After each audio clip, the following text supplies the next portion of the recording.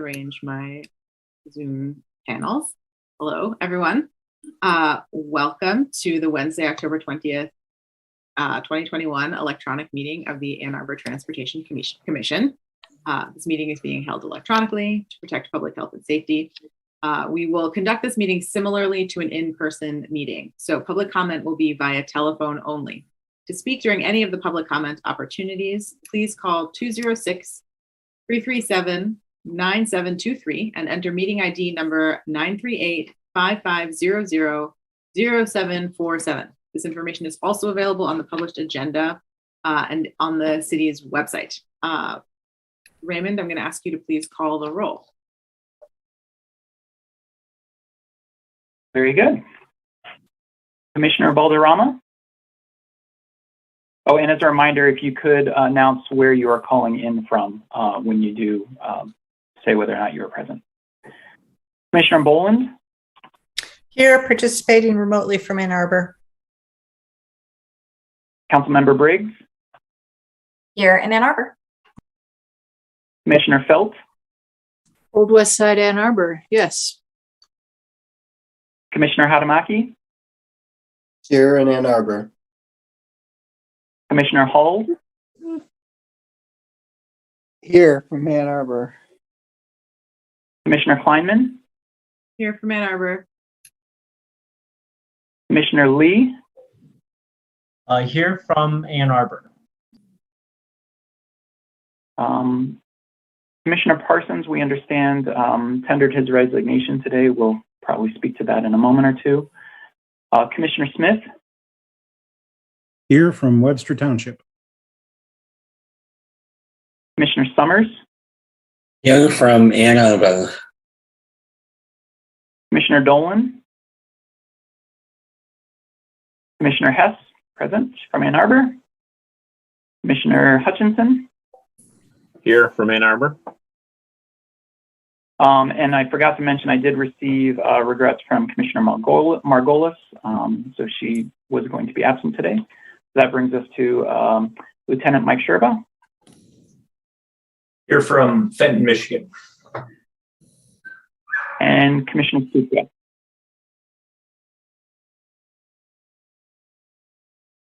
Very good, we do have quorum. All right, thank you. And I believe that before we can approve the consent agenda, I believe we have some modifications to make. I'm going to let Commissioner Felt explain.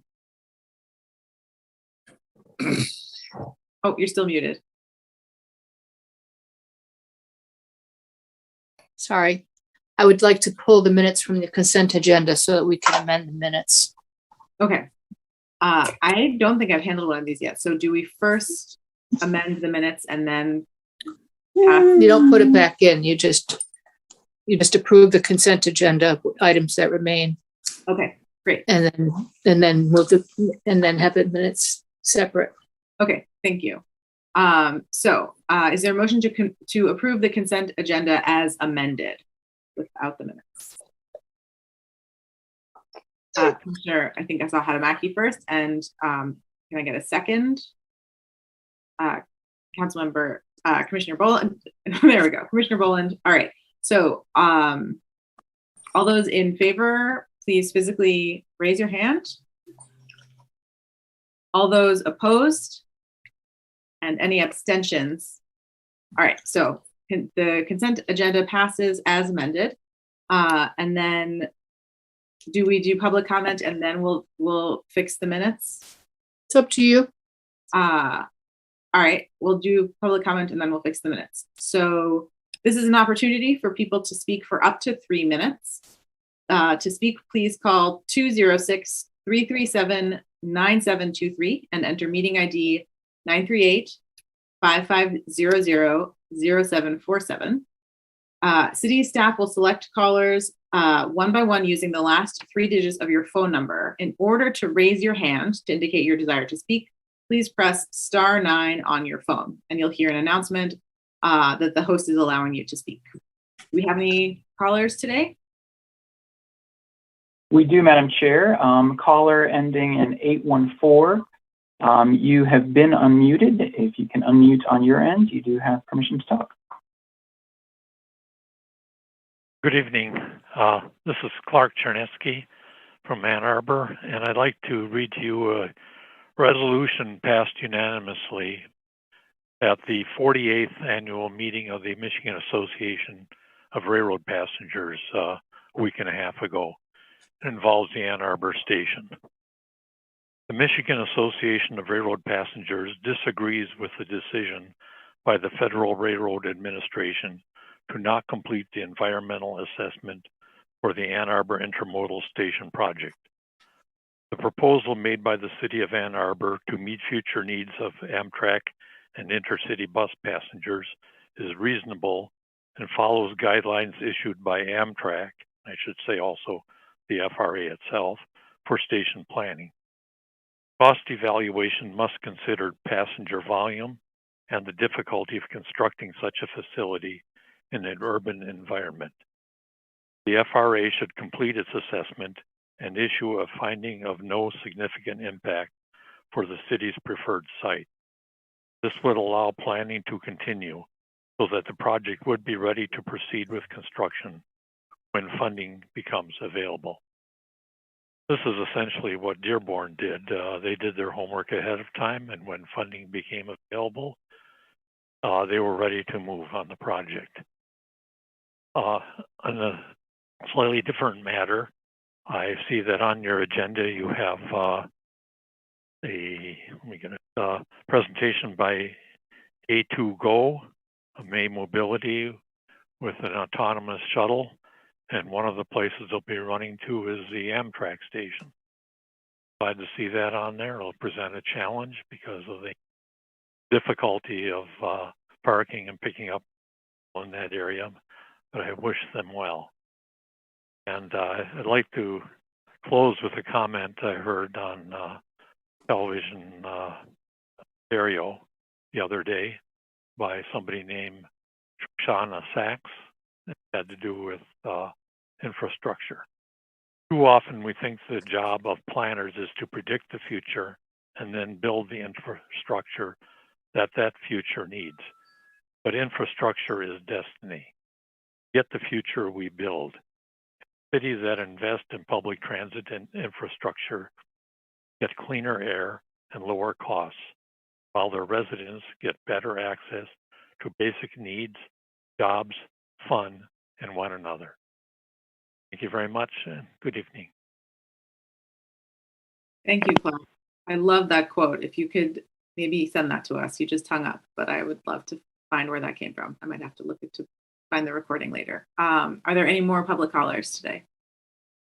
That is the only one that I see at this time.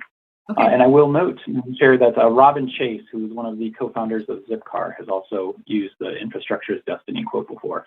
I don't know if that's the one that Mr. Chernesky is referring to, but I've used that myself sometimes. So. Terrific, thanks. I will do some searching later.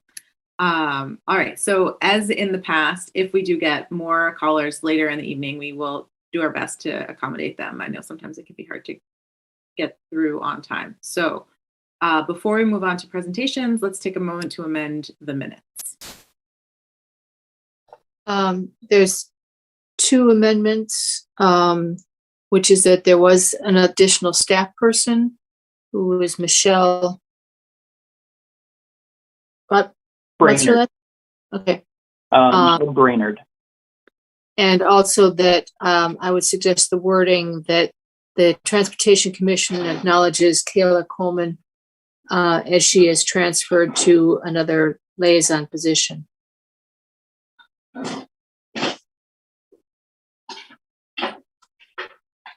Okay, great. That happened early in the meeting, but I don't remember exactly when. Yeah. So I captured that. Raymond, do you have it, or I can always send it to you later? Yeah, I captured it as well. Yeah. Okay. Great. So then I think we, I'll ask for a motion to approve the minutes as amended. Is that correct? Great.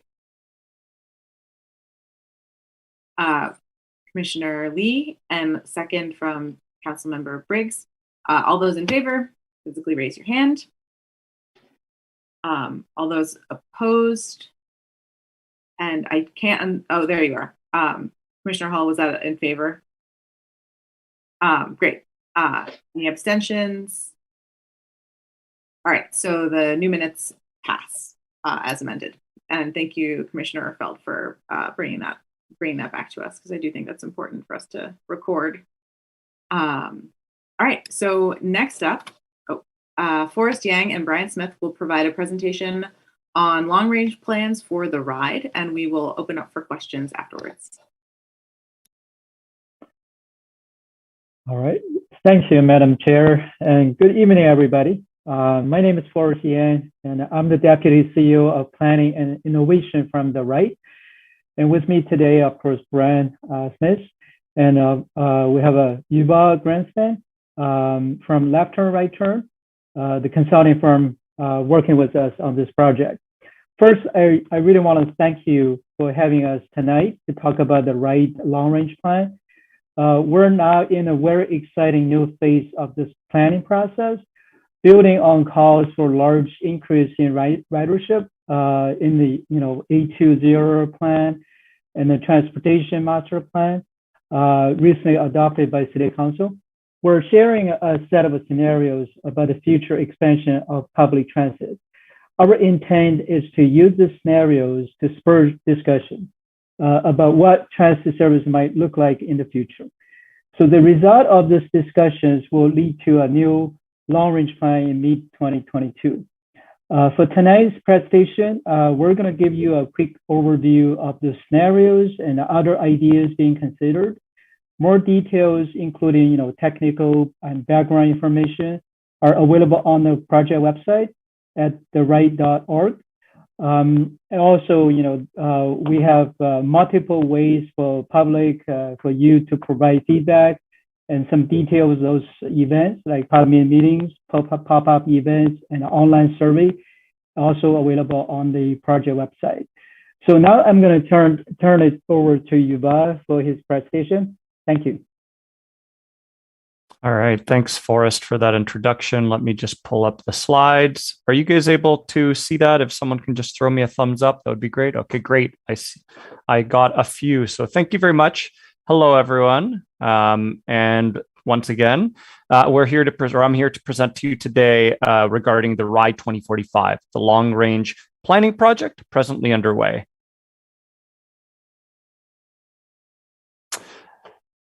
So today we're going to go over and share with you regarding the long-range planning process, the goals we hope to achieve. And from there, we want to talk about the elements of the plan itself, like what our fixed route network could look like in 2045, our ideas for regional connections, paratransit, and other services.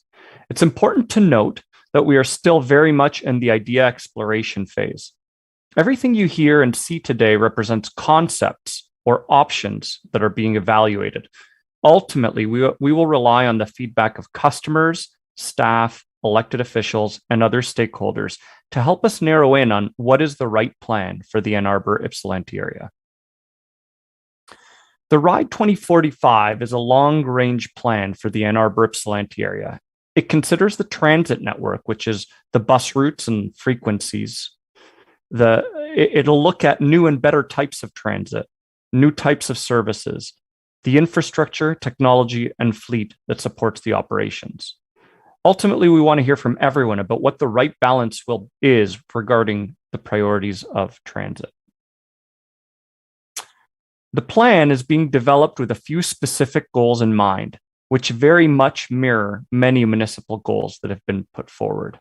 Over the next 25 years, the RIDE would like to increase social equity by improving access to jobs and housing, help the environment and reduce air pollution, support existing and attract new businesses. These goals were based on what we've heard from customers, stakeholders, and of course, our board, and are important in guiding how decisions are going to be made about what options we build from going forward. The plan was started in 2019, but was delayed due to the COVID-19 pandemic. The process was resumed earlier this year. And the development of the RIDE 2045 is taking place over 4 phases. The first was guidance, where we developed the strategy, including the goals, principles, and methodology by which our decisions are going to be made. The next phase was analysis, where we looked at the current and future state. The first two phases are done, and there are summary reports on the project website should you wish to learn more. Now we're in the third phase, where we can start to develop options or scenarios for the community to react and comment on. Based on your feedback, we'll start to narrow in on a single vision for transit in the area. And then we'll bring that single vision forward later this winter. In this third phase, we're going to be meeting with the public. We have multiple public meetings scheduled. We're also meeting with stakeholders, elected officials, and of course, staff to help us understand all the perspectives relevant in developing the plan. In the last phase, we'll be looking to finalize the plan and develop a realistic implementation path that will take us from where we are today to where we want to be in 2045. All right, so that's the background. Now we want to dive into the elements of the planning process itself. We're going to start by talking about the core of the transit system. That's the network of fixed route buses that thousands of customers rely on each day. There are many ways to set up and evaluate a bus network in an area. The question for us in this case is how much funding will we have and what could we do with those different levels of funding? So we've come up with 4 scenarios, whittled down from many more, of what the network could look like in 25 years. And those scenarios allow us to explore different levels of funding and, as Forrest alluded to, start a public discussion. And so the 4 scenarios are the baseline or status quo. The second scenario is minor enhancements. The third is modest enhancements. And of course, the fourth is major enhancements. We're going to show you a bit more about each of these scenarios to help you understand what's possible in each case. I will warn you at the start that there's a lot of material here. You can find additional information, further information on the project website at theride.org. And, you know, as Matt Carpenter, the CEO, has put it previously, it'll be a little bit like drinking from a fire hose. So grab that piece of paper and a pen, and we'll try to get as many of your questions after.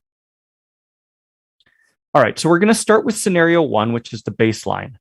What you're going to see for all of these scenarios is a map. And that map is going to show you in green what we call the service area. That green shaded area on the map is everywhere that's within a half a mile or 10-minute walk from some kind of bus service. Now, overlaid on that green, we're also showing light blue lines, and those represent high-frequency services, where buses will be coming at least every 15 minutes or better. Now, this scenario includes minimal adjustments over the next 25 years. It's our baseline or status quo. It does, however, include upgrades to the YTC and BTC, which is across all 4 scenarios. And in this scenario, 63% of the population and 82% of employers are close to those high-frequency bus routes with 15 minutes or better service. So we call scenario 1 the baseline because it more or less represents the status quo, the service which we operate today. Now, for each scenario, we're also going to show you a map that has the approximate travel times between major destinations. In scenario 1, travel times stay about the same as they are today. Let's move on now to scenario 2. All right, whereas in scenario 1, we didn't grow transit, in scenario 2, we have a small increase in transit supported by a small increase in the local millage. As you can see, there are minor enhancements across the board. There's more of those high frequency light blue lines, 15-minute or better service corridors. And we're also introducing here 2 express services represented in dark blue lines on the map. These 2 express services will run every 10 minutes or better and will have faster travel times because they won't be stopping at all stops along a route. Compared to scenario 1, travel times are improving. So in this case, by 12% along major corridors, 12% on average across the board, but especially along major corridors. We call this scenario the safe option because we're doing here just enough to keep up with the growing population and employment in the area. All right, in scenario 3, we start to make more substantial changes to our transit system. First, you'll see even more of those light blue high frequency corridors across the map. Second, you'll also now see a red line, which represents a new bus rapid transit line. Let's take a moment to talk about what bus rapid transit is. Bus rapid transit, or BRTs, come in different flavors and different varieties. But what they have in common are that they use technologies and design elements to make them faster, more reliable, and more comfortable for customers to use. The stations at bus rapid transit are often enhanced with lighting, heaters, and real-time displays. And typically, you'll pay before boarding and can board from any door, which also decreases the amount of time the bus is stopped, resulting in even faster trips. The buses themselves can have improved comfort features like infotainment and be long or articulated to hold more people.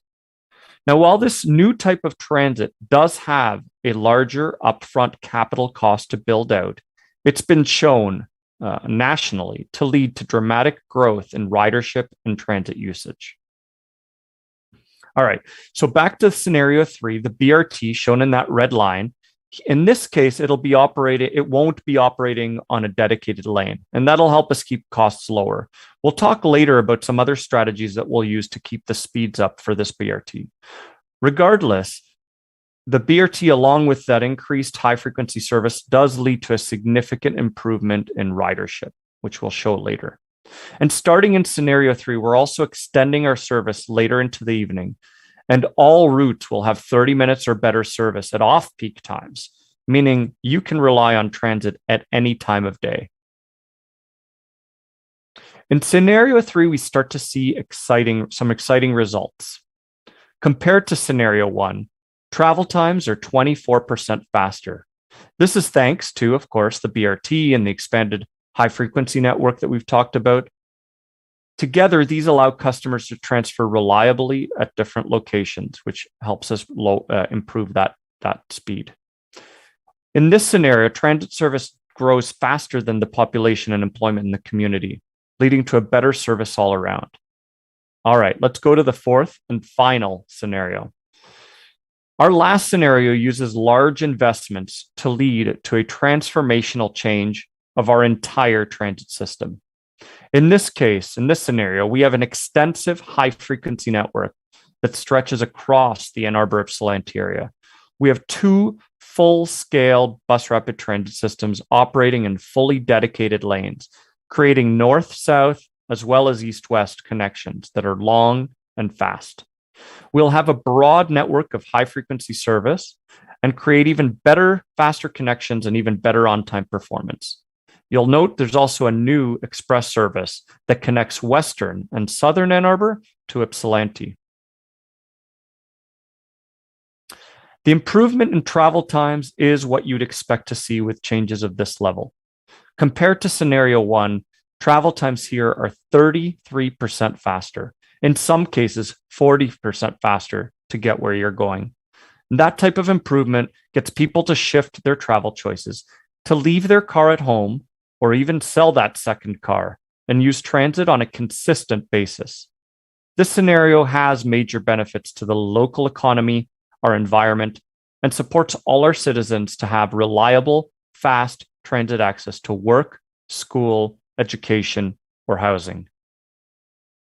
Okay, we've shared a lot of different ideas with you about how our transit system can change, and there's even more we want to share with you. But first, we want to talk a little bit about transit priority. I alluded to transit priority earlier when talking about the bus rapid transit in scenario 3. Transit's priority is a set of technologies or strategies that we can use to prioritize the movement of buses over cars. We're actually counting on transit priority starting in scenario 2 and stepping it up in scenario 3 and even more in scenario 4. And some common transit priority tools that you might be familiar with are transit signal priority, queue jump lanes, and dedicated bus lanes.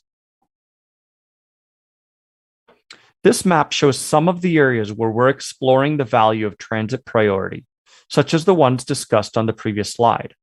As you can imagine, transit priority is also an important part of the bus rapid transit ideas we shared in scenarios 3 and 4.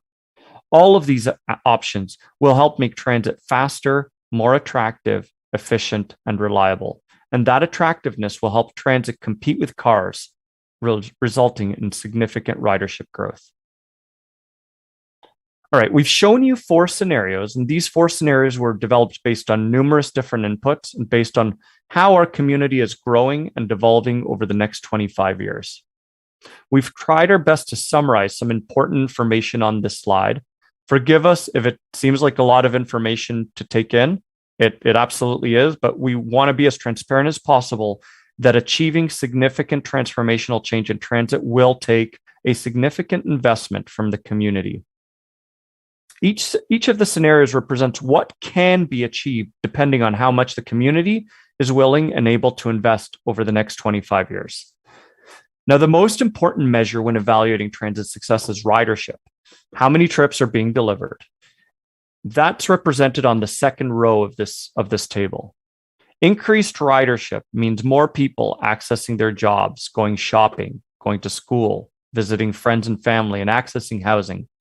It means transit is helping us to achieve the goals for our organization, to increase social equity by improving access to housing and education and jobs, help the environment and reduce pollution, support existing and attracting new businesses.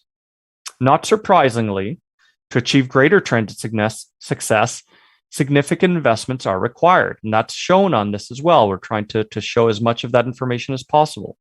These investments come in the form of ongoing operating costs, which would be covered through local millage and fares, as well as from one-time capital costs paid over 25 years, which might be supported by federal or state dollars, but would require also some level of local support. All right.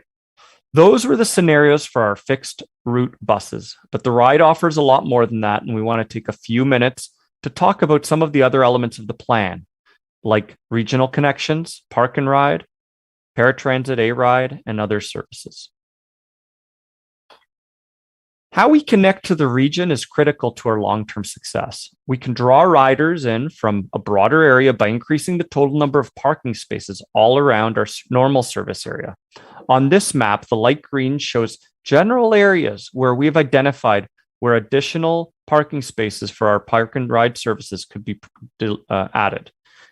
And as we add those parking spaces, we would also need to add express bus services to get those people into the center of our service area. We've also identified important connections to downtown Detroit, the Detroit Airport, and West Wayne County that should be considered. Now, all of these elements would help connect our community to our neighbors and help commuters coming in to work, shop, or visit the area. However, it's important to note that partnerships and outside funding would be essential for building out these regional elements. An important part of the rides mandate is to provide travel for customers with disabilities. Traditionally, this has been using A-Ride, our paratransit service that complies with the Americans with Disabilities Act, or ADA. Our long-range plan for paratransit will consider the following 3 principles. First and foremost, we will continue to comply with the ADA. This means investing in added service to support the expanded coverage area and hours of operations that were presented in scenarios 2, 3, and 4. Second, we will look for ways to enhance accessibility and efficiency on the entire system, reducing demand on A-Ride. For example, looking for ways to expand other demand response services such as Gold Ride, Flex Ride, and My Ride, and more broadly, connecting all of these services to our increasingly accessible fixed route service. Finally, we'll maximize the use of technologies to improve the efficiencies and customer experience of our services for customers. We've also been exploring other ideas that can be used together with the scenarios previously shown. These ideas vary from new technologies, improved supporting infrastructure, and new potential services. We don't have time to get into the detail today, but we welcome any questions or comments that you have on these. And again, you can find more information about them on our website. Remember, these are ideas we're considering. We don't know yet which ones are best suited for our community. That's why we want to hear from you and the broader stakeholder group to help us understand and inform the community vision. should be noted that there's a longer list of ideas that we're exploring. That list includes recommendations from other studies that have been recently completed into fares, technology, and the paratransit service. Now, there's always new and emerging technologies as well, and it would be naive for us to think that we know today the complete picture of how our society will look like in 25 years. But we can look at some of the exciting ideas being contemplated today: autonomous vehicles, connected vehicles, pedestrian detection, and others. While some of these technologies may have more potential benefit than others, it's also important to note that they're very much at different levels of maturity. A big part of this plan will be helping the ride be ready for emerging technology over the next 25 years. And so the agency must continuously identify, monitor, and be open to how new and emerging technologies or innovations fit into the 2045 vision, even beyond the life of this project. All right, that concludes our presentation. In a moment, we're going to open the floor, and I look forward to answering your questions and comments. I just want to give you a reminder, we are in the third phase of developing the plan. And in this phase, we're developing the scenarios and testing ideas. And nothing that you've seen or heard today has been decided. These are concepts that have been presented, specifically designed to garner feedback. Once we collect everyone's feedback, the public, stakeholder groups, elected officials, and staff, then we'll take all of that away and work on a more detailed final plan, which you'll get to see early next year. We really want to hear from everyone. I recognize there isn't a lot of time for Q&A today. I will note, and in a moment, I'll share some of our contact information. We have a survey right now that's available to the broader public. It's available on our website. There's a couple general areas of commentary that we'd like people to think about and respond to. The first is, of course, what were your thoughts about the scenarios and concepts presented today? Was there something there that was particularly exciting or interesting, or that you thought was missing? But then the other one is really around that finding and giving us a sense of what you think the right level of balance is between the costs and benefits of transit for the community. And is the community prepared to pay to fund some of the larger, more exciting or transformational investments that we put forward earlier? Thank you very much. I appreciate your time and look forward to handling or responding to your questions. Great. Thank you so much. This was really exciting to see all of this. I see Commissioner Hall, and then for other questions, if folks could actually use the raise hand button, that makes it easier for me to keep track of people, but we will start with Commissioner Hall. Yeah, so in watching that presentation, I noticed two things. One is just probably just a little issue that might even be an error, and one is a more broad thing. First of all, I will say that looking at scenario 1 and 2, scenario 1 shows high frequency service on Green Road. That scenario 2 drops. Is that intentional, or is that an error in there? Because it does have it at an express lane ride on Plymouth Road, but in the process, it drops the high frequency service on Green Road. So I would have to take that away and look, like these are representative maps that we've put together based on the actual scenarios that we've defined. I'll take that away. I will note that in some cases, there might be changes like that that just make sense once you're able to add additional service and where you put the actual service. You know, it's about optimizing and optimizing the hours of operation or service hours that we're putting into each of those scenarios. So there's a possibility that is the case, but I would need to go back to the source data to confirm. I'll definitely note that down. Your recent post-COVID changes actually made that Green Road segment high frequency, whereas before it wasn't. It was split between Green and Plymouth. And I think part of that is because the residential in the area is more on Green than on Plymouth. There's very little residential on Plymouth right there.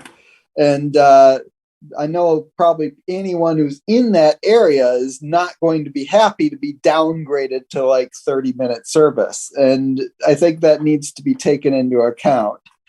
The second thing I will mention is on the slide about regional connections, a lot of those were oriented towards parking and express service. Now, as someone who doesn't drive, that just doesn't totally sit well. I know that that's definitely not needs to be a part of it, but there should be regional fixed route or like on-demand connections that are a part of that too. Like in particular, I would say like bringing, like I know the wave exists for Dexter and Chelsea now, but it would be beneficial to make that a one-seat ride from Chelsea and Dexter to Blake Transit Center, like the routes that existed before 2003 were like. And likewise, it would be beneficial to have something like that to like Saline and also to like Ann Arbor Township, in particular, the areas around like the East Ann Arbor Health Center. And also add on, I know Scioto Township does have fixed route, but adding a connection to the West Ann Arbor Health Center, I think like some of those areas, I mean, I know individual centers is probably a bit too narrow for this, but at least having more, some of the fixed route service to those townships and cities that currently don't, and more direct to the ones that do have it on like Wave or something. Yeah, thanks for that question, Counselor. You're right. There's a whole lot more opportunity on the regional front. We really just broached the tip of that iceberg, and that was intentional. There is a separate planning exercise being undertaken right now by the RTA that's focused on establishing, fleshing out, and coming up with a plan for the regional connectivity. And so our focus or our scope is really more focused on the central, or on the core service areas of Ann Arbor, Ypsilanti Township, basically looking at those with some of the more directly periphery connections that you've mentioned. But we didn't spend as much time trying to duplicate the effort of the RTA at looking at those regional connections, just because there was another study being undertaken. Yeah, given that there was a slide about regional connections and it all focused on parking and park and ride shuttles, I just was a little taken aback with that ignores everyone who needs to connect to those areas without a car. And I get that definitely the RTA is going to be key in this, because to get service to these areas, you're either going to need RTA funding that comes from all of Washtenaw County, or at least some of these communities, or you're going to need these communities to essentially join AAATA or do their own millage that would do a purchase of service agreement. Yeah, so I can tell you that the two teams are aligned and communicating, and so we can pass along this information to them and point them to the comments that you've made. Okay, yeah, I just would like to see in the plan, I wouldn't want to see a parking and car focus thing where that's all you give. I could see saying we want to do regional plans. This will be done in coordination with the RTA, but. Thank you. I'm going to move us along to the next person, Commissioner Howtamaki, and then Boland. Thank you. So I think at least part of this was answered by Commissioner Hall's questions, but so I wanted to get at the four options that you presented for the fixed route service. The funding and the planning for those, is that including the regional park and ride options that you presented after that? It sounds like not, that all the thousands of additional parking spots potentially and the buses to fill those routes, that would be a separate effort, a separate funding effort, separate millage effort, or in coordination with the RTA, it sounds like, right? Correct. Yeah, we kept those as separate decisions, if you will, recognizing that they're different pots of money ultimately and different decision makers deciding which ones would be proceeding and which wouldn't.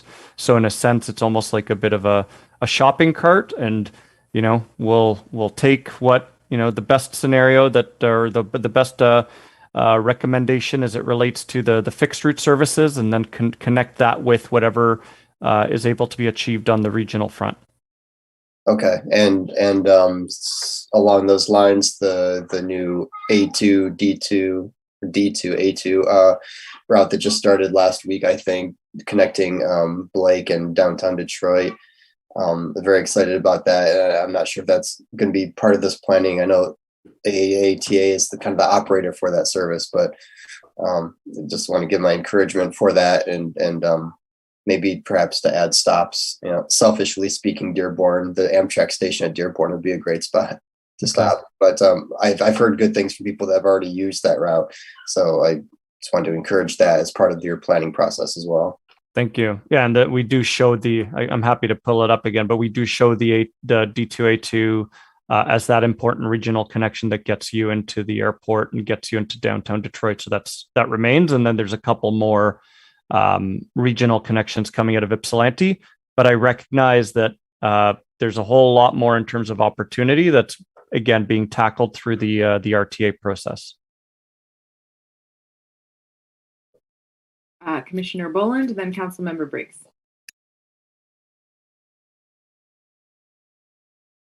Hi, thanks for your presentation. I really love the idea of your most expansive plan, but I feel like if nothing else changed, it wouldn't work, you know? And so I wonder how you think about coordinating with the city, say, to make parking painful enough downtown so that people really prefer to choose the bus. It's a more convenient way to get downtown. And then kind of related to that, about 15 years ago, there were these little purple buses that ran a couple of fixed routes downtown, sort of from downtown to Carytown and to campus. And they were high frequency. They happened to be free, so they must have been covered by the DDA. They only lasted like a year, but I loved it. I rode it to work every day. And it's kind of a way to, if something like that, I feel like, you know, in the dead of winter, you don't necessarily want to just get dumped downtown at the Blake and then have to hike to wherever it is you're actually headed. And I don't know, I really like that. I wonder if you've thought about that sort of shuttle or, you know, that piece of it. Mm-hmm. So regarding your first comment or observation regarding the importance of having supportive policy and supportive land use and development, absolutely. There's no question that there's an integral connection between land use and policy, which to a certain extent is outside of the ride's control. It's something that has been identified and is an element of the plan that sort of we talk about, or we will be talking about, as it relates to increasing collaboration with member municipalities, with Ann Arbor, to help push forward with some of those important policies, right? So that's I'm on the same page. I think we're strong proponents of that as well. I wasn't quite clear in terms of what the purple bus is. I'll look into it. I will point out that we recognize the importance of first and last mile connections more broadly, and we do dive into it a little bit more in some of the other ideas that we're exploring. You know, bike share, e-scooters, other things that are emerging. What things are out there that can help get people to a transit stop easier, faster, better, so that they then are more likely to leave the car at home or not even buy a car, so that they can just use transit. But the little purple buses sounds exciting. So I'll talk to the ride to see if we have any more information about those. Thank you. Sorry, if you don't mind, just jumping in here. That's I understand that's a downtown circulator, like from downtown and covering, a few businesses, campus. I think actually in one of the scenarios before we build up BRT, like bus rapid transit, because bus rapid transit, if you form a high frequency network, probably it's much easier to travel around the downtown. But in scenario 2, we have a similar idea, have a downtown circulator from downtown and campus and connect those major, like a hospital, major destinations. That was included in scenario 2, but because the map to the scale, you cannot tell, but it's one of the ideas we explored. But thanks, that's a good point. Great, thank you. Councilmember Briggs, and then Commissioner Lee. Great. And for your background, that circulator is called the Link. It was sometime between 2004 and 2007, because that's when I was running the Get Downtown program. So I remember going and promoting it. Thank you for the presentation. Again, it was great to see all these different scenarios. I would love to see, as this moves out into more public presentations,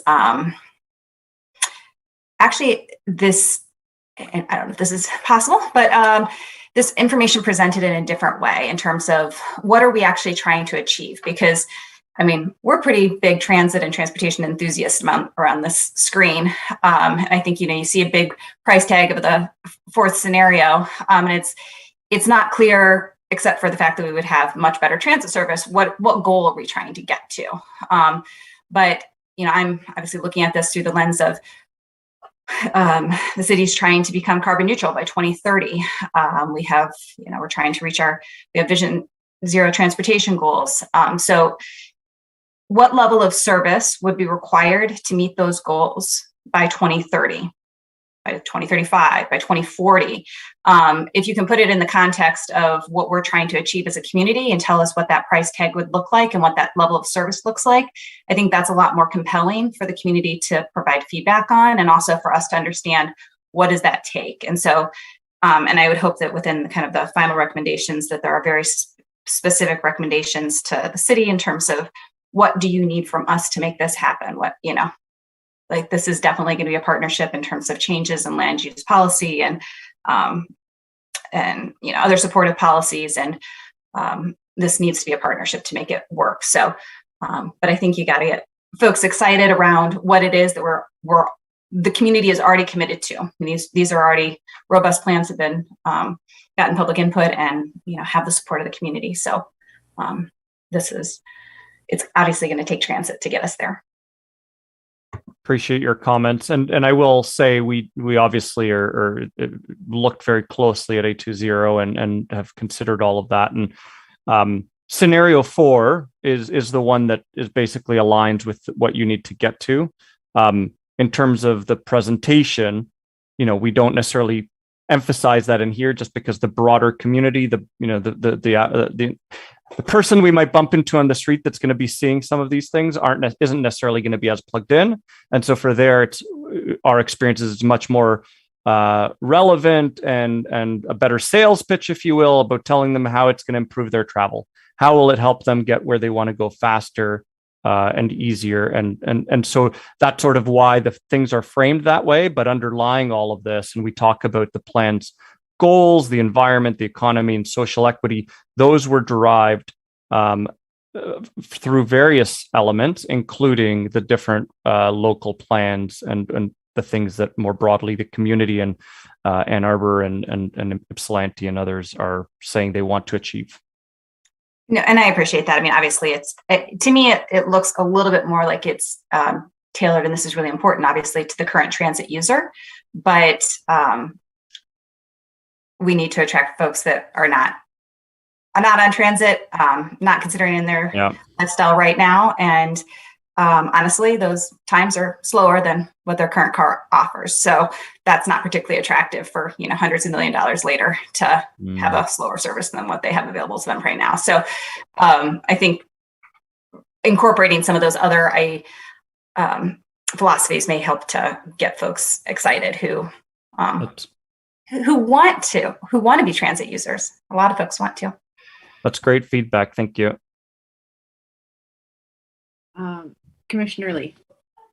Sure. All right. Thank you again for the presentation. Actually, following up with Councilmember Briggs' comments, more concretely, actually, on the scenario summary slide, what could be helpful is like one line that shows like single occupant vehicle miles traveled reduction. So you have ridership increase and like a corresponding single occupant VMT reduction, or kind of like greenhouse gases emissions reduction, some kind of proportionate I guess alignment with like the city goals.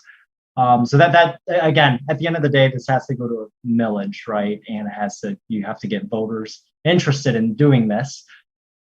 So I think trying to align what the community has laid out might be helpful. My question is specific to, and this might be a little more involved with the question rather than the actual presentation, but what's the process of prioritizing CapEx here? And what I mean by that is fleet upgrades, electrification, and automation. While you're talking about a 25-year long-range plan, we got these big dollar amounts, $190 million in CapEx or $383 million. But is there something that kind of helps to outline, what other priorities and how do we go through the process of prioritizing CapEx as far as fleet upgrades, bus stops, lighting, concrete, paint, and demarcation? So I guess I'd like to better understand, what does that prioritization steps look like? Do you have plans for fleet upgrades? And I guess, and I'm trying to, for my edification, I'm trying to better understand what variables are saliently correlated with increasing ridership and utilization so that you can most effectively use those dollars. So let me try to break those questions down into manageable chunks. Is there any plans for automation, electrification of the buses in these plans? Okay, I heard three questions. I'm happy to try to tackle all of them. The first was around electrification and automation. The second was around what is the framework for prioritization. And then the third was what goes into sort of the modeling around ridership and sort of the numbers that you're seeing, right? Yes. So, okay, so I'll try all three of those. I'm glad I picked them all out. Okay, so in terms of electrification and I'm going to separate. There's electrification and then there's what's called autonomous vehicles, self-driving buses. We'll separate those two. One of those is something that's being piloted, being driven across the country, which is electric vehicles. You have many cases now of agencies looking at electric vehicles or using electric vehicles. The RIDE has a separate study underway in parallel to ours. It was just launched. Middle of next year, it'll have results saying when and how aggressively should the RIDE be looking at either battery electric buses or hydrogen fuel cells as a means to reduce emissions. So again, that's something we're aware of, but there was a separate study underway, so we'll sort of just leave that as a sort of a little bit of a question mark to be filled in once that other study is. Autonomous vehicles, it's not ready for prime time yet. Anyone's guess. There's a few agencies there that have one or two buses, and so our approach with that is to say monitor and wait and see. And then if in 3 years or 5 years it becomes something realistic, then you can figure out how to incorporate it into your plans. Okay. So that was the first question. Your second question around decision-making framework. So the first phase, I talked about the 4 phases. The first phase of the project was around developing that guiding framework, developing how are we going to be making decisions. And there's a report on the project website that summarizes that guiding framework for you. It talks to you a little bit about the different elements that are at play. It breaks down the goals that I talked about in terms of environment, economy, social equity into more detail. But then ultimately it's a planning exercise where there isn't a formula per se that you're going to look at and say, oh, it's 20% economy and 30% environment. It's not. It's more of a balancing based on feedback, based on everything that we hear, and then iterating, right? So it's like here we started with a much longer list of scenarios, iterated, got feedback from a narrow group of stakeholders, got it to the point of having these 4 larger scenarios that we're now able to share more broadly. We'll take the feedback, iterate, come back, get feedback, and then finalize. So that's sort of how decisions are going to be made. And in terms of prioritizing, it's ultimately the plan needs to, in some way, address and achieve all of those elements of the goals. So if there's some scenario that does really well in only one aspect, but doesn't do the rest, that's not good, right? Like that's not what we're looking for. We're looking for something that moves you forward in all of those realms. And the reality is, to a certain extent, you achieve that by increasing ridership. And so that sort of connects to your last question. If you increase ridership and increasing it at a dramatic amount, you will achieve all of your other goals. It means you are reducing emissions. It means you are bringing people to where they need to go. And it means people are able to move around in a free way that achieves your social equity. So there's a little bit of a correlation that happens. And so designing scenarios, and that's ultimately a lot of what went into these 4 scenarios, is if we have X amount of dollars or we increase service, right? If we basically double the service, what is the most we can get for that? What is the biggest bang for the buck that we can get for that? And what you saw is our first kick at the can, or maybe probably more like our 10th kick at the can, but our best kick at the can of what is the most that you can get in terms of ridership if you doubled service. And so the things that went into the ridership are looking at how is the community evolving, population growth, employment growth, other, your official plans, and then looking at elasticities, it's called, basically how increasing frequency and density of transit near where you have a lot of people, how much more people does that bring in from what you have now? And so there's obviously a modeling exercise that goes behind that then feeds into these numbers. Sure.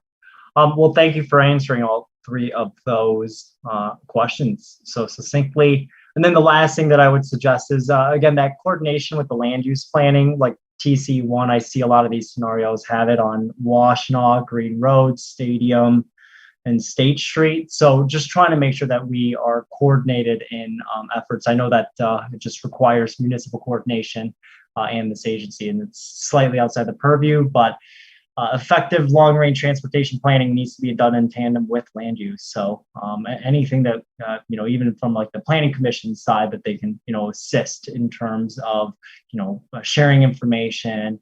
I think we certainly want to make sure that they're coordinated. So thank you again for the presentation. That's all I have. Thanks. Now it's my turn. This was really great. It was exciting to see what scenario 4 could look like. I'm very excited. I think, you asked for some feedback, and I will say that really emphasizing frequency, reliability, and comprehensiveness, both in terms of geographic scope and time. I was really pleased to see that there was this commitment to increasing frequency later into the evening, through the weekend, because that makes a really big difference in terms of who can use and who can rely on transit to get to work. You talked about creative last mile solutions. Like, I would love to see some e-bike share in town. E-bikes have been, they're booming right now. My e-bike has been transformative for me. And I think having a system where someone who doesn't necessarily feel like a fast or strong bike rider can still have a way to get, to make it that last mile, I think would be amazing. I really liked Councilmember Briggs's suggestion in terms of framing this in the context of how it's going to help us reach our goals. I'm curious about, I think it'd be really helpful to share some projected ridership numbers with these scenarios. So tell us how many people are using the ride now, how many people we project would be served in each of these scenarios. So we know that at least pre-pandemic, 85,000 people were commuting into Ann Arbor every day. And most of those people were in single occupancy cars. How many of those can we get off the road in each of these scenarios and into buses? I think something really concrete like that would be really powerful to help people understand what we're getting with this money. And, I want to see as many of those folks in buses as possible. I'm curious where fares are in this conceptualizing and planning. I know other municipalities are talking about going fare free. I also recognize that that's maybe not the best choice when it's a trade-off between frequency and ease of fare payment. But I'm wondering where fares fit in all of this planning. Yeah, good question. So the ride actually did do a recent fare study, and so we're definitely incorporating a lot of those elements. But in terms of a long-range plan, let me turn it around. A lot of fare decisions could be made much quicker and shorter term. So it's not necessarily the right place in a long range plan to try to think about that, right? In a long range plan, you really want to think about the elements that take longer runway, that take a longer time to build up to, right? The big infrastructure items that you need to be able to justify to then be able to get some federal and state dollar support to then be able to do the design and, like all of those elements that take time. And so we have some assumptions around fares, and we have some elements or some in our idea slide. We talk about some elements of fare there, like off-board fare payment, so paying before you board. But really, we're just, for the most part, taking most of the recommendations from the fare strategy and saying, by 2045, you will have implemented most of those or all of those, unless you've made a concerted decision not to, right? Okay, that makes sense. I think it would be great to be clear about at least making payment easier. I think we have a long distance we could be traveling in terms of where some other places are that still have fares, but you can pay with your phone. It's much more seamless. And I know some of that does take at least a little bit of a, platform to get built up to. And I would love to see us prioritizing that. That's great feedback. Thank you. And I think I'm not seeing any more hands. So I think that's it for this tonight. Thank you so much for this presentation. It was really helpful. Thank you, everyone. Thank you. All right, and let's see. Next up, we have Allison Hegarty and Omar Sheikh from May Mobility giving a presentation on their organization and autonomous mobility. Thank you. Let me go ahead and share my screen. Bear with me for one moment.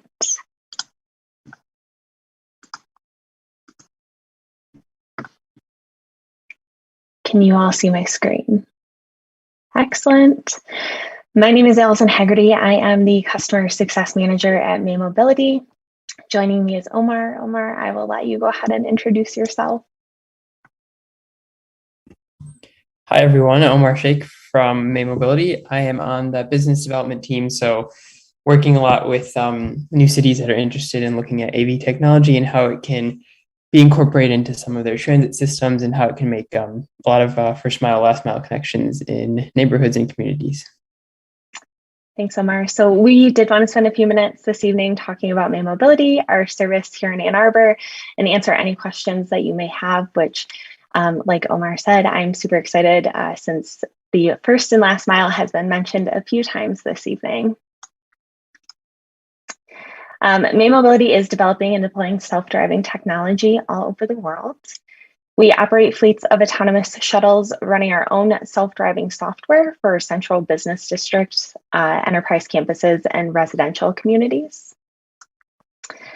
We have operational sites all over the country, including here in Ann Arbor, Grand Rapids, Indianapolis, Arlington, and even over in Japan. We do have some additional sites, or an additional site that will be launching here in the next month down in Fishers, Indiana.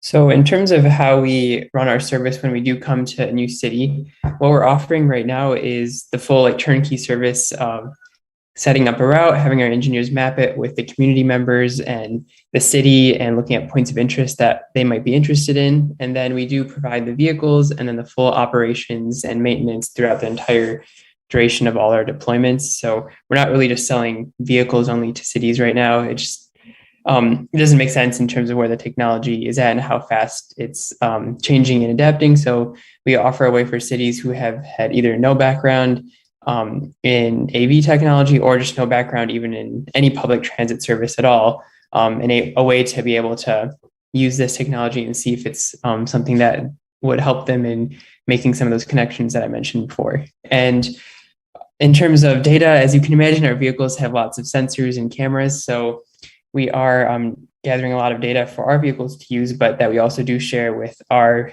partners in terms of looking at what kind of maybe infrastructure issues or different traffic flow patterns that can be picked up from our vehicles that are gathering data while they're driving around these different sites. And in terms of platforms that we work on, so like Allison said, we do have an autonomous driving kit. So what that means is it's a hardware and software combination that we can move between different vehicle platforms. So we're not stuck to using one type of vehicle. right now we're working on developing, different platforms so eventually we have a fleet that we can choose from for different cities and what kind of uses that they're looking for. We initially had started off with that vehicle you see on the top left, the Polaris Gem. That was an all-electric vehicle. Essentially, it was very a souped-up golf cart, but it's gone through several versions since that. But we're trying now to move towards more automotive-grade platforms that have a lot of the safety features and road capability to expand where exactly our autonomous vehicles can go and reach more neighborhoods. So we have a couple other ones that we're working on right now as well that will hopefully, they're planned to be released next year. So just hoping to continuously expand what platforms we can go on. We're not really looking at buses right now. We're looking more at smaller form factor vehicles to kind of fill in first last mile gaps and complement what bus systems are already doing. And then just a small bit about our technology.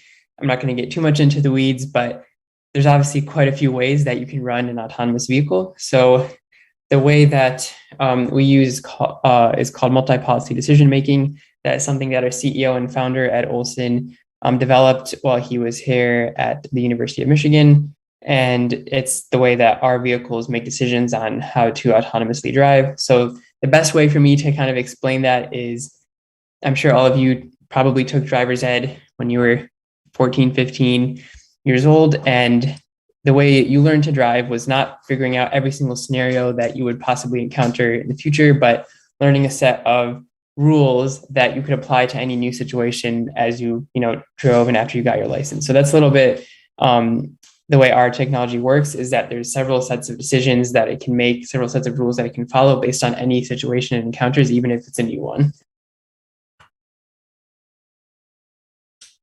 Perfect. And then jumping into our service here in Ann Arbor. So we did launch to the public on October 11th. Our service hours are Monday through Friday, 8 a.m. to 8 p.m. Our service is free, so there is no cost associated with it. But in order to take a ride in one of our vehicles, you must download the May Mobility app on your mobile device, which that app is also free. Our service is an on-demand service that covers the majority of downtown. So from Carytown all the way down to the Forum building off of Henry. And then we have designated loading zones within the city to allow our autonomous vehicles to pull in safely, to allow our passengers to get in and out of our vehicles. The two platforms that we are running in Ann Arbor, of course, the Lexus vehicle, and then we also have a Polaris Gem, which is our wheelchair accessible vehicle. You will see the 4 Lexus vehicles en route, again, the 8 a.m. to 8 p.m.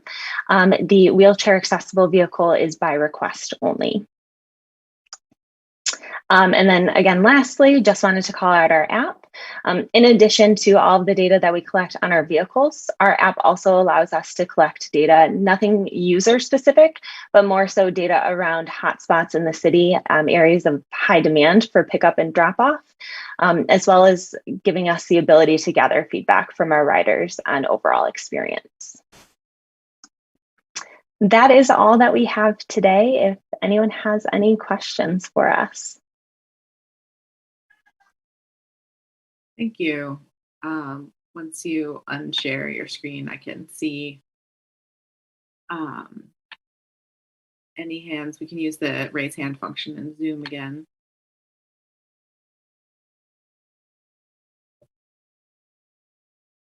Councilmember Briggs. Yeah, good to see the link is back in another form, updated form. So can you talk about how much, particularly already in the development of service here, how much you've been interfacing with Transit Authority? Yeah, so our partners for the A2Go route include Forum down off of Henry, Spark Ann Arbor, M-City, and then Important Safety Technologies. We've also been working with the city just to better understand any sort of feedback. We obviously don't want to interfere with any sort of businesses, but of course we have been working to, again, better understand if we need to make any sort of adjustments to our route. Okay, so is this, how, in terms of business plan development, how do you see this as, I mean, you're talking about this last mile, but you see it as sort of a complement to existing transit, or kind of what do you see for the future of May Mobility and how that interfaces with transit?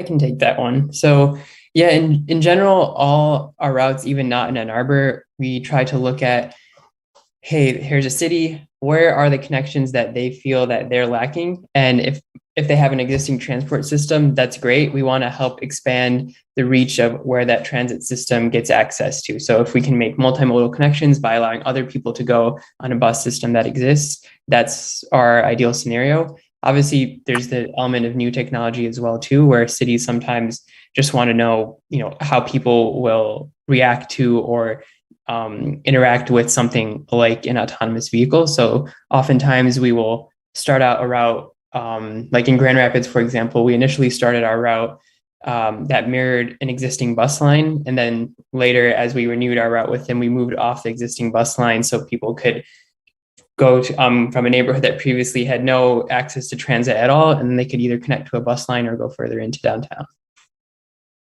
Do you, in terms of the research that you're doing, are you finding that you are attracting a transit rider, or are you finding you're attracting riders that don't consider themselves transit riders, but are, I don't know to what degree? Yeah, sure. Good question. I would say it's probably a mix of both, and we might not have this stat in our deck, but we can send it to you. So for the Grand Rapids route, we've been running for a longer time, so we have a bit more information on that one. So there was a statistic there. We found out that 23% of our riders in our May Mobility vehicles had actually never ridden any form of public transit before at all. And 24% of those riders indicated that they would be interested in exploring another form of public transit after using our service. Okay.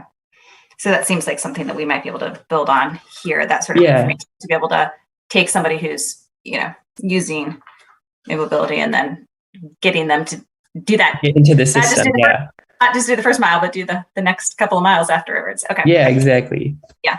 Trying to think. I guess, how's the first week gone?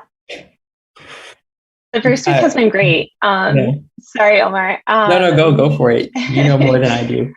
We have had an average of, I want to say, about 43 riders per day, which has been great for us. Again, we are still continuing to get the word out and get individuals to download the app. Some of the feedback that we have been hearing is that they've seen our vehicles out on the road. They just aren't familiar with what they are, or they think that, it's the university collecting data. They don't realize that it's a vehicle that they can ride and leverage. So again, we anticipate our ridership numbers to continue to increase. Okay, that sounds good. Yeah, that might be something you might want to interface with DDA and AATA on. I mean, I know the link actually had similar issues in terms of just getting folks to understand that was something that they could jump on and that was free. And, maybe some of the lessons that they learn towards the end might be beneficial towards you guys, for you at the beginning. Thank you. Commissioner Hadamaki. Thank you. I actually took one of these for a ride last Tuesday, and up towards Washington and State, and then back, and it was interesting to experience it. The driver or the operator mentioned that the vehicles operate on, at least on the State Street corridor, autonomously, maybe 75% of the time. But most of the operations, the turning operations, seemed like the driver took over for. So,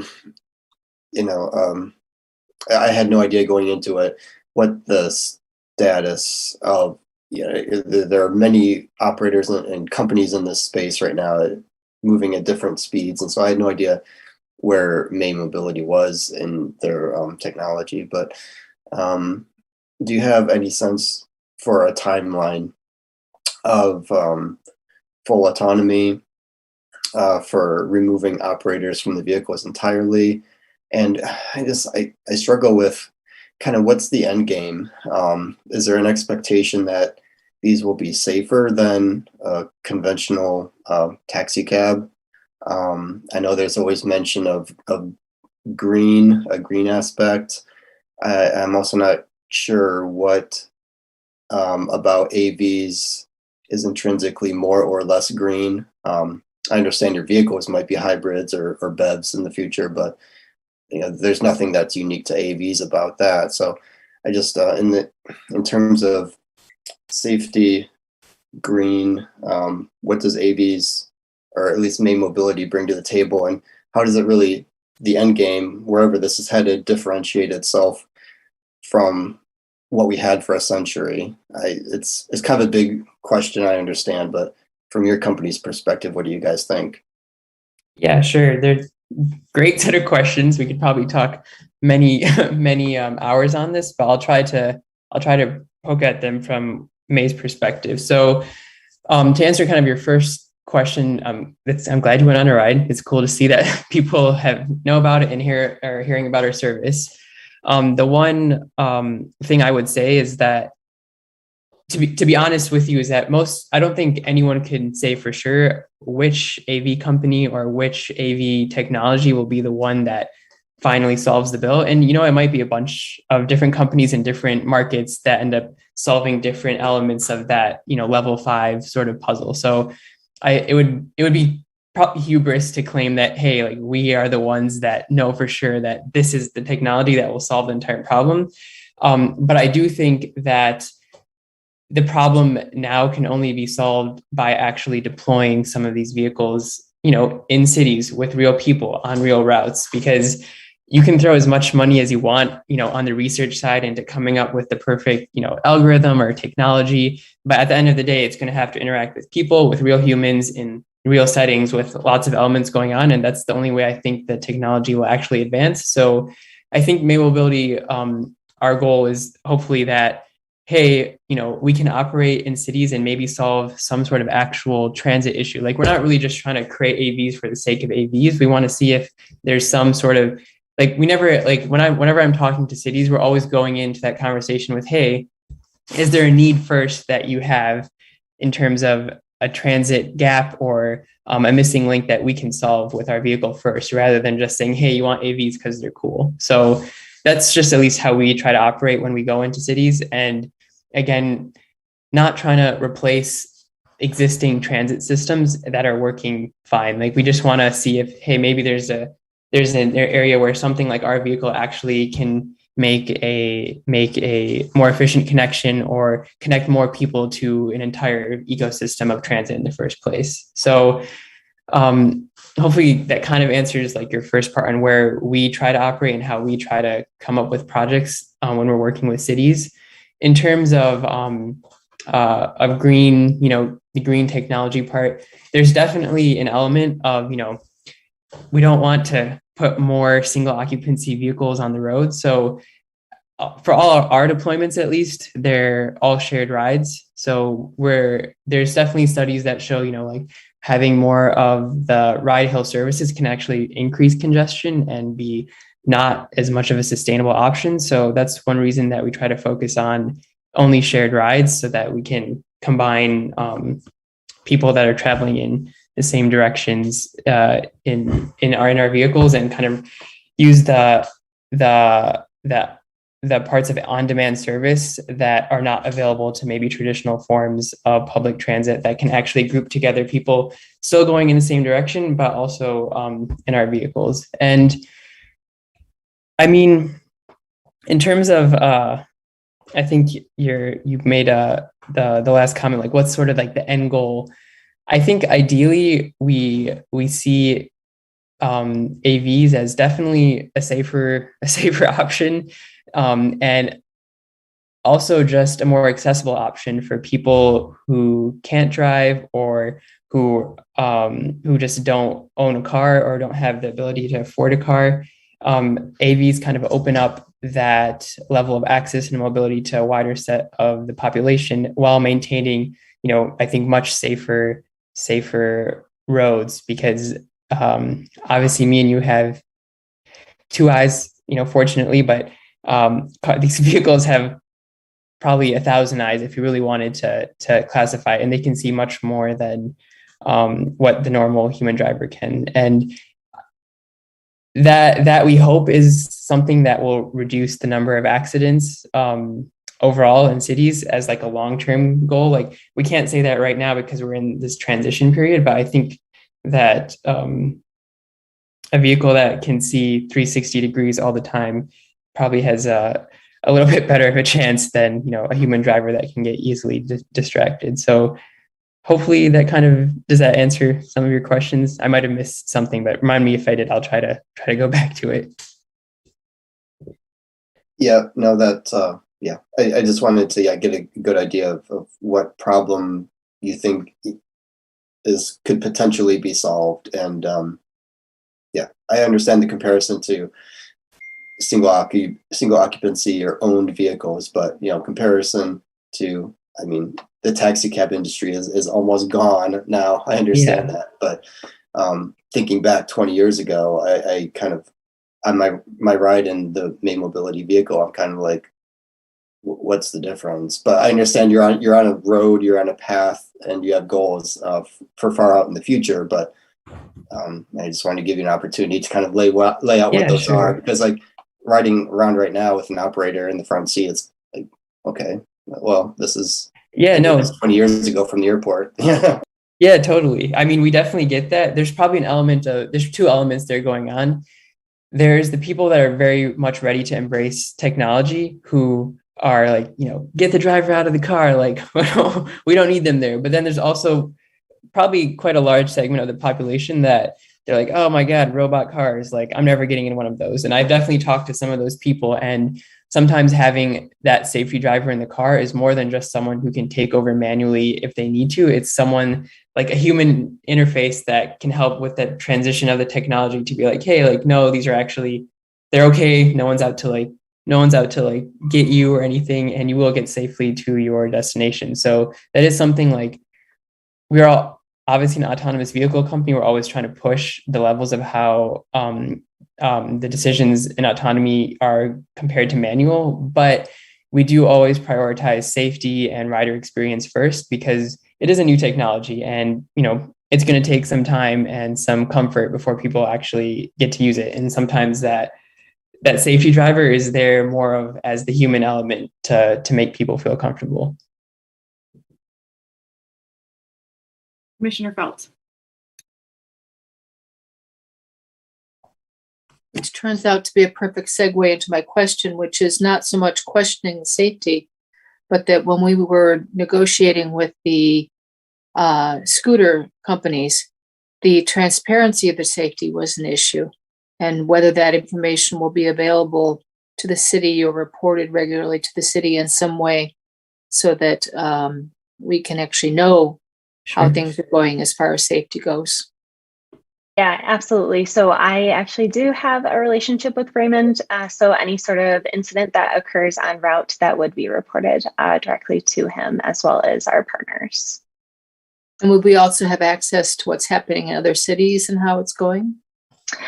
So we do report to other cities that we are deployed in. And if there is an incident, we do have to publicly report out on that. Cool. It'll be interesting.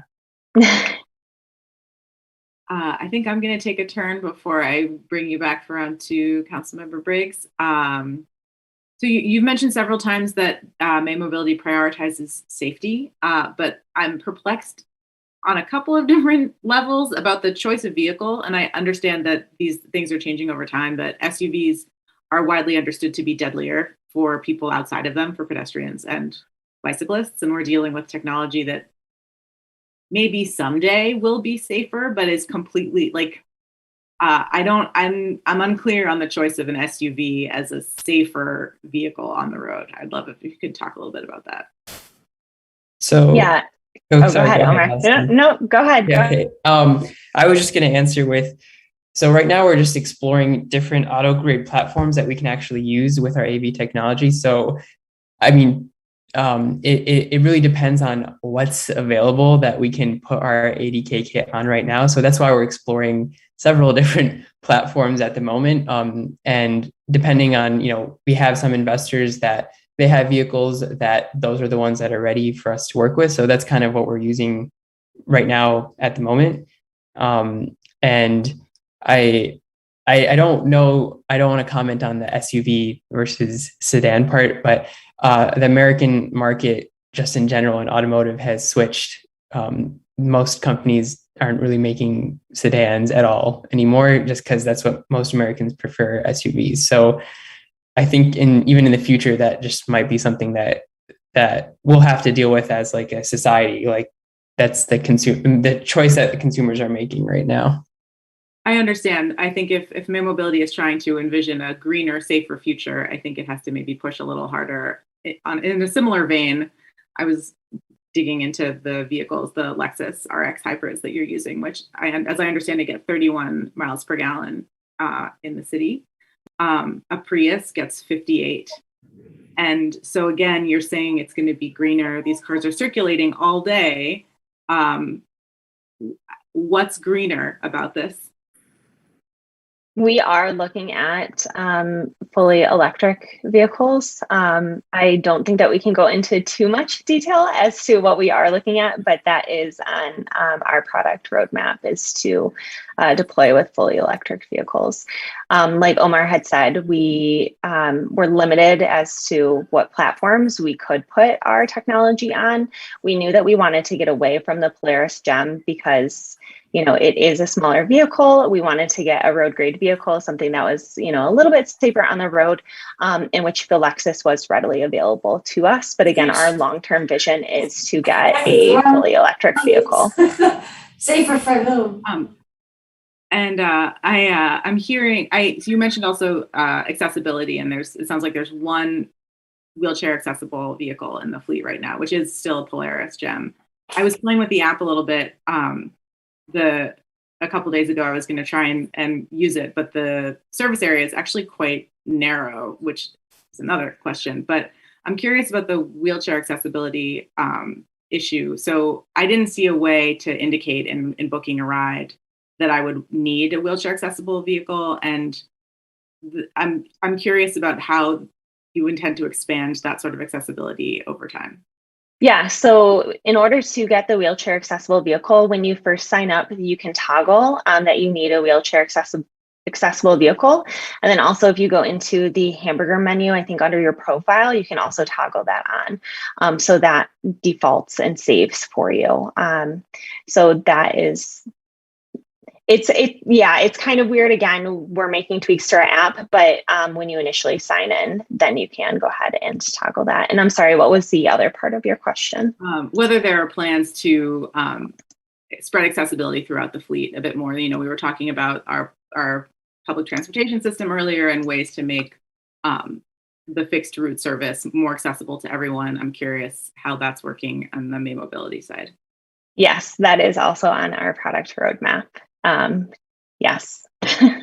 And my last question, you've talked a lot about last mile service, but as currently set up, it's a very first mile service. It's set up in a place that's already pretty dense. There's already transit. There's already good walkability and bikeability. And I'm curious about the roadmap, at least here in Ann Arbor, for extending out into the neighborhoods, and then how those routes will be determined.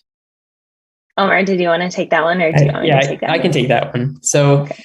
I think I'll go back to the Grand Rapids example I gave earlier, in that, we are one company. We can only do so much when we first start out in a pilot route. So we're hoping that we get good feedback this year with, demand, who's interested, what the feedbacks are, both positive and negative. So we can, and hopefully be back for another year, and we can incorporate maybe some different routes. We've been speaking to even Ann Arbor Public Schools too. Is this something that they could use in some way to connect more of their students to their schools? And those options we're open to all those options, is what I should say right now. If this seems like something that definitely does work and does provide some good connections, then yeah, we're always open to new suggestions or additional communities or neighborhoods that we can go to. Obviously, within the limits of what a project can actually come up with. But I would say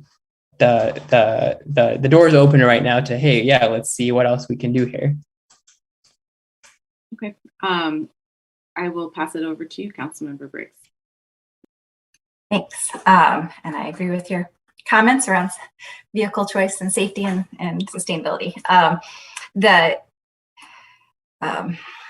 In terms of problems maybe being created, just generally make sure I speak to it. I am a little bit worried that we continue to try to build technology that somehow eliminates ourselves as humans from the labor market in the future. But in terms of how this may end up, this as it starts getting used in transit services, and anyway, but that's another topic. But in terms of things that you might be able to give the city feedback on, a problem that I know we do have is I would actually hope that this service, if it ends up working well in Ann Arbor, might eliminate Lyft and Uber service around the downtown, which is problematic because those drivers actually don't pay any attention to where they're supposed to drop off or pick up. So, but as you are kind of exploring the downtown and in different areas, if you start recognizing that drop off and pickup points of need are there, I think that one of the things I know when I was on planning commission that we struggled with is how to plan more effectively for those kind of the changing nature of transportation in the downtown. And so you're probably having a lot of thoughts around where the challenge points are. And I'm sure, I hope you're talking to the DDA, and I know you're talking to Raymond and all that, but make sure that you're sharing that information broadly so that we can all be thinking about how we plan for future mobility a little more effectively in terms of how we approve developments moving forward too. Yeah, absolutely. I mean, like we had mentioned, our vehicles are collecting so much data. Something that, we are also looking into are there potholes in the road that we can alert the city that, it's getting a little dangerous, or are there areas during, certain times of day where parking meters aren't being utilized, but then there's other parts of the city where they are being fully utilized. How can we continue to report out on that and give the city more insights as to what is happening on the roads? Just because, again, we are on the roads and we are collecting so much data. So those are things that we are thinking about, long term. Right now, a lot of our data is centered around, ridership, autonomy, rider experience. But again, I think long term, it's more so how can we help the cities, especially plan for the future.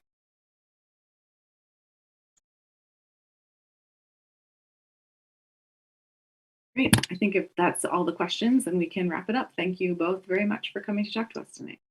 Thank you. Having us. All right. So next up, we have staff report and updates with Raymond. Yes. Good evening, commissioners. As is typical, I'll go ahead and run through the monthly report that's included in your packet. I'll give the highlights of things that have changed from last month to this month. So under the annual street resurfacing program, work is complete on the second phase of the project with the exception of Manchester Road. Work began on Marshall Street, St. Aubin Ave, and Rural Avenue. And then the second phase of the Packard asphalt path rehabilitation between Burr Park and Colony Road is complete, with the next phase, final phase, starting from Packard, or on the south side of Packard, from Wood Manor Court to Platt Road. Now moving on to the Gettys Road water main project, construction is expected to be complete this week. Fingers crossed. South Industrial, that project is now completed and the road is open to traffic. Sidewalk gaps, there are updates to all the projects identified therein. Probably the most notable are Jackson Avenue is complete, Stimson is complete, and Crestland Drive is complete. And there are updated schedules for the rest that are identified. Speaking of something else that's complete, the Huron Street Crosswalk, which is between Ingalls and Thayer, that was opened up and fully operational last week. There is still some discussion with MDOT about making those push buttons audible for the visually impaired. So we're continuing to talk to MDOT about whether that upgrade can be incorporated into the project. Creston Liberty Water Main project, just an updated timeline that project is expected to be complete in early November. Looking at the design and planning section of the report, talking about Division Street.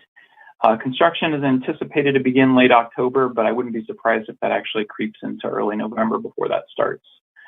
And one thing to note is that the city and the DDA are in discussions about extending the design of that cycle track further to the south of Packard. For those of you familiar with that section, we put in kind of a floating parking lane with a bike lane that has been met with some design challenges. So we think if we actually extend the cycle track further to the south to at least Hill, maybe even further beyond that, that will address some of the concerns that we're hearing from people along that roadway. 7th Street in Greenview, public engagement will be coming up here shortly. I know in the report it says scheduled for late October, but I don't think notices have gone out for that just yet, so I wouldn't be surprised if that's pushed back to early November. But we'll be sure that when we have a date that we'll communicate that out to you. Broadway Street from Plymouth to Plymouth. Public engagement meeting is also being planned for this fall. And again, we'll alert you when that opportunity is scheduled. Newport Sunset Sidewalk Gap Project, there's a fairly lengthy update in there.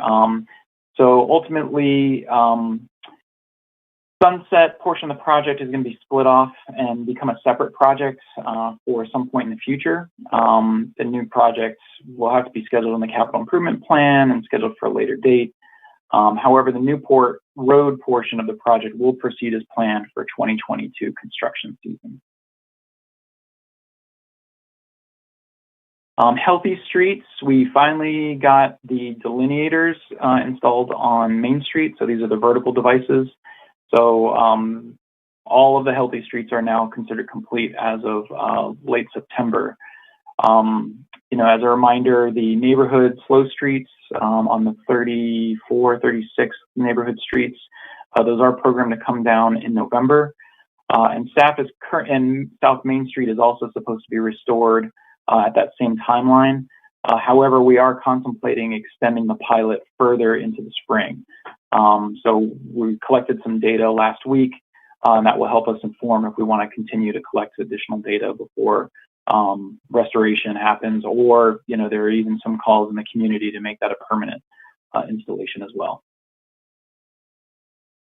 Under MDOT coordination, the Office of Sustainability and Innovation, which is Missy Stoltz's team, and our team did meet with MDOT last week to talk about how we can align on things like the A20 carbon neutrality plan, as well as the moving together towards Vision Zero transportation master plan. It was just the beginning of a conversation of what hopefully will be many more to come, making sure that we can align state projects with some of those local initiatives. Streetlight implementation, those numbers have been updated in terms of outages and number of crosswalks that have been upgraded. We're up to 825 streetlight outages that have been addressed and 19 crosswalks that have been upgraded. Traffic calming program submittals, we have 2 current projects underway, Longman Fairview. We just had our second meeting, which is kind of to refine the ideas. That meeting occurred last week on October 14th. The good news is it looks like there's a lot of support for a lot of the devices. There was a raised crosswalk whereby there was some concern from the neighborhood, so I believe that will be taken out, but a lot of the remaining devices will probably be incorporated into the final plan that is sent out to the neighborhood for polling.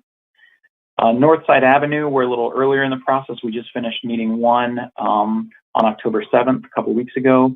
And the second meeting, which takes the feedback from meeting 1, kind of presents a final concept for, you know, additional comments. We're taking that back to the neighborhood on November 10th. One thing I will note here, the traffic calming list is getting kind of long. There are 11 petitions in the queue, and we are continuing to get other requests from the community. So we have 2 active. That means there are 9 behind these 2. And it's something that we're going to have to probably think through as staff, either in terms of, you know, what budget proposals needed to support that, or even what sort of resources need to be to get caught up on sort of that backlog of petitions. And then lastly, under the transportation plan update, I'm pleased to announce that City Council approved the contract with Sam Schwartz on Monday night. This contract will be an implementation strategy, which again took the plan that was adopted by City Council back in June and will help digest it into bite-sized chunks for us to actually move forward with implementation. And Council did give us, thanks to budget amendments from Councilmember Briggs, did give us money for implementation of some quick build, which we are committed to doing before the end of the fiscal year, so before June 30th. So we want to take the plan, figure out where we can get the most bang for our buck, where we can have the highest impact, and what sort of quick build projects we can get in the ground before June 30th. Obviously, we're not going to get the whole plan implemented by June 30th, but it'll be a good first step to kind of demonstrate how we can move towards Vision Zero. So look for a lot of work that we're going to gear up pretty quickly on that. We want to really use winter kind of downtime to really finalize the plan and then put that into action starting in the spring. And that concludes my report. I'm happy to entertain any questions you might have. Great, thank you. Any questions? Commissioner Boland. Yeah, so can you just update us? What is the status of the Maiden Lane project, that bridge to the hospital? Is that coming before us? I will defer that to Mr. Hutchinson. Certainly. First of all, it is not the Maiden Lane Bridge. It's the East Medical Center Drive Bridge. Yeah, sorry. Other side of Fuller Road. There's been some confusion on that, so I wanted to make sure that was clear to start with. But that contract was approved by City Council on Monday as well. There were a couple of amendments added to it. The first was to design and come up with a cost estimate for the pathway that would go under that bridge, which would come from the east side of Fuller down under the bridge and then connect back up to Fuller. And the second amendment was to that the widening of the bridge out there would the additional widening would be used for non-motorized purposes, not non-motorized purposes. Unfortunately, I don't have the language right in front of me, but for purposes other than just single passenger vehicle. So we will be getting that contract up and running, starting on the design work. As part of the design process, we will be coming to Transportation Commission to discuss that project further. It was our own Councilmember Briggs who brought those amendments to make the project slightly more inclusive of all modes. So I wanted to thank Councilmember Briggs for that. Any other questions? All right, we can move on to liaison reports. Any commissioners who specifically serve as a liaison to another body or organization are invited to provide brief reports and updates. Commissioner Smith. Thank you. Just wanted to answer a question from last month's commission meeting about ridership and what it's looking like now that services come back. And we're running about 60% in our first numbers that have come back in terms of from pre-pandemic to now. Obviously significant increases over last year at this time, but if you're measuring from the last normal year, we're in the 60% range, which is actually better than what we had expected. So glad that we have that ridership coming back. And that's all I have to share tonight. That's great to hear. Commissioner Hull. Yeah, so first of all, I wanted to respond a little bit to the AAATA. So I know, you said you've got like 60% of regular ridership. Given the fact that a lot of people are shifting to work at home permanently, I think there's going to be a shift in demand and less on the peak hours. And obviously that makes me wonder, have you thought about shifting your schedule to maybe have more off-peak service, more frequency and or more span of service, and maybe dial down some of the peak service such that you can capture the demand and maybe get more ridership without all those people returning to the office? So that's kind of the $1 million question in transit right now, I would say, is what is the world going to look like going into the future? One of the challenges of trying to do a long range plan during this time frame, but I do know that our consultant team is considering that and looking at trying to use the crystal ball and figure out what patterns are going to look like moving forward. That I'll pass that question along to them just to make sure they know that it came up. Yeah. So the other thing is I do represent the Commission on Disability Issues on this commission, and I'm just wanted to let everyone know that I'm planning on stepping down from this position, in part because I may be stepping down from that Disability Issues Commission as well, and also because doing both meetings is kind of challenging. And I've been on here for almost 5 years, and I'm starting to think I might just want to move on and I know, yeah, we have busy lives and stuff, but just want to let everyone know about that. And I'm thinking I probably will be at the next meeting because it takes time to appoint a new representative. And I think we probably will vote on that next meeting, but I don't think you can turn around and get a new person in that we just appointed, obviously. So given the timings of the meetings, but just wanted to give everyone a heads up on that. Thank you. If there are no other, yes, Councilmember Briggs. Thanks. Commissioner Hull, I'm sad to hear that. I'm going to miss you having you run the screen. Stepping back from Transportation Commission. Thank you for your service here. Also, we mentioned earlier that Commissioner Parsons has given his resignation. For those of you who don't know, he's moved. He and his family are moving off to Alaska, and so that is where he's headed off to. So I'm certainly gonna miss his advocacy and service on this commission in this community. So might share more information about that later with the commission if there's a going away party that happens.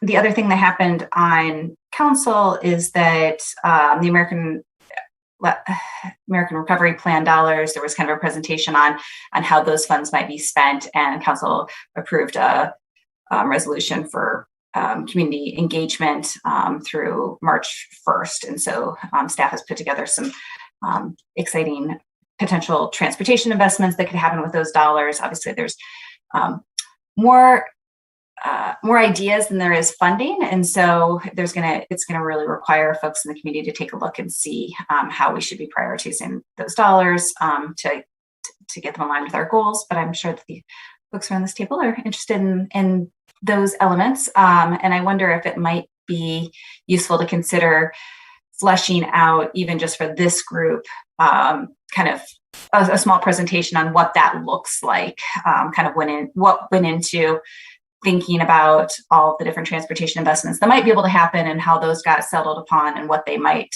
look like and how they might transform the community moving forward. I would be interested in seeing that. Thank you to Mr. Hutchinson for all of his feedback to me about the East Medical Center Drive Bridge. I'm sure my random amendments are sometimes welcome and sometimes bothersome, but hopefully we will be able to put together a plan that works well for everybody in the community over the next year for that design. Thank you. I liked your amendments. All right, so if we have no other liaison reports, we can move on to commission member communications, and I will go first. I had just been writing a thing about recognizing Brad Parsons, and I guess now I'm going to have to write one next month for you, Commissioner Hall. But I just wanted to take a moment to recognize Bradley Parsons, who just stepped down from the commission. He's been an incredible champion for vulnerable road users in Ann Arbor. His attention to detail is something that I know I've learned from. And I think his work and his commitment to safety have really made a positive impact on the city. And our loss is Alaska's gain, and we will miss him. And he's not here to hear us say all of these nice words, but I'm going to say them anyway. I also want to say nice words about Kayla Coleman, who is not here tonight. She's our staff liaison who's moved on to other work in the city. She's also done tremendous work for the commission and has been with us, I believe, since the beginning, since before it was a commission. And her work has also just been incredibly valuable in supporting what we do, and the cat's making all kinds of messes over there. And yeah, so I just wanted to recognize and thank Kayla as well. And yeah, if there are other commission member communications, we can do them now, but I wanted to go first. Yes, Commissioner Felt. There's so much that I could say about both Brad and Kayla, but I think it's kind of obvious, except that I will point out that I think Brad served on more committees of this group than anybody else and was probably the most active member. And so other people need to step into that role and take it seriously. And I've communicated with both Brad and Kayla privately. So it does raise a question, and I've got other ones back of this, but who is our liaison? If we need a liaison within the next month, what do we do? Do we talk to Ray, or you're muted? Yeah, Commissioner Felt, thank you for bringing that up. So I will be your point of contact for the foreseeable future. That will likely change again once we kind of settle on who's doing what. But I am the inadequate substitute for Kayla Coleman, admittedly, and that is my own word and my own acknowledgement. But yeah, if you have any issues that you want brought to the Transportation Commission's attention, forward those to me. And then behind the scenes, we have some other folks who are helping out as well. Thank you. Yes, Kayla was involved in the Pedestrian Safety and Access Task Force, which is where I think she got her feet wet in transportation issues, and so that continuity has been really helpful. I thought that with the conversation with Kayla, and I think Molly was involved, but I'm not sure, we talked about having a more formalized feedback structure for what City Council is doing with transportation issues, as well as actions that we have sent on to them. I think that Erica does a great job with that. But if you're not present for some reason, I hate to miss a month. And also there's so much of it. And so I don't want to add to your work. But Kayla had agreed that that was something that the staff would put together now and include in our packets. It's just a little addendum similar to the transportation updates to say, here's what City Council did with our proposals or suggestions, or so we can celebrate things as well, like the fact that I understand that the ordinance for scooters passed City Council, and with some misunderstandings, but it'd be nice to hear about those successes as well, in a little bit more reliable and way, as well as that doesn't take up a lot of time from the meeting itself. But yes, we have a lot of transition going on.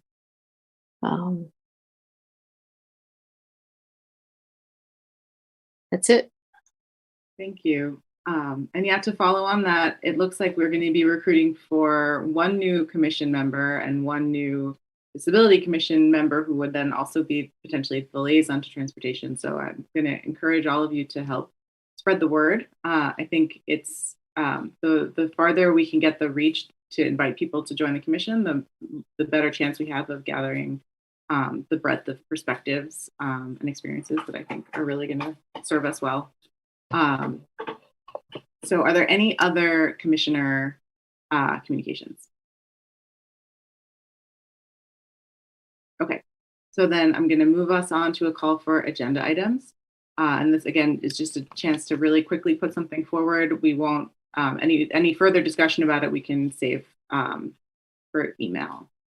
Does anyone have any? Yes, Commissioner Felt. Just because Kayla always handled it so seamlessly, the annual report is coming up. Yeah. So I hope that's on the agenda. Yeah, it is in progress. I don't know if it's on the agenda for next month or December, but it is on our radar. Great.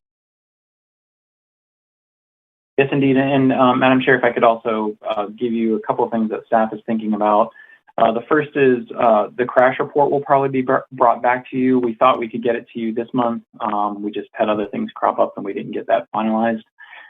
We don't anticipate a presentation. In the past, what we've done is we've given a presentation, which we did back in, I think, August. You gave us feedback. We go back and kind of finalize the report, give you, the document. Then if you have reactions, then we can, make further just modifications if need be. Then the other thing in looking at Kayla's well-organized spreadsheet, the calendar of meeting dates will be coming up, I think, relatively soon as well. That might be next month in November. We will really try to avoid religious holidays. I know we had a conflict not too long ago that we'll try to be more mindful of.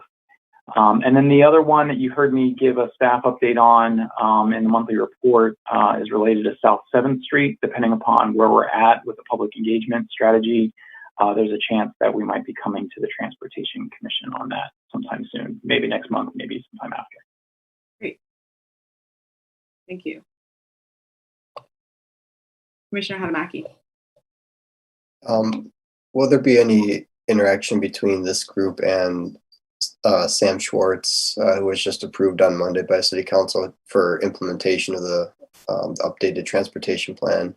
Is there any planned, more than just presentations? I'm assuming we'll get some of those, but interaction, two-way communication between us and Sam Schwartz? Yeah, Commissioner Hadamaki, definitely. We have to go through contract finalization now that it was approved. So whether kickoff happens by the time this commission meets again, I hope it will have kicked off by then because we really want to hit the ground running, as you heard me say earlier. But there will definitely be a role where we come back to the Transportation Commission on a regular basis. And then there's probably also going to be some formation of a steering committee. We've talked about creating a sort of Vision Zero committee, which was one of the recommendations from the Vision Zero task force way back when. We currently have what we call the ALT committee, which is made up of members from, for example, the AAATA, the RIDE, the Washtenaw Biking Walking Coalition, WBWC, and others. We thought about broadening that to a larger audience, and then that can be maybe a new standing committee that helps guide not just this implementation strategy, but then can be used as a sounding board for other Vision Zero initiatives. So we don't know exactly how that fits in with Transportation Commission and other things yet. So we have to think through some of those logistics. We're waiting for Sam Schwartz to come on board to help us think through those things.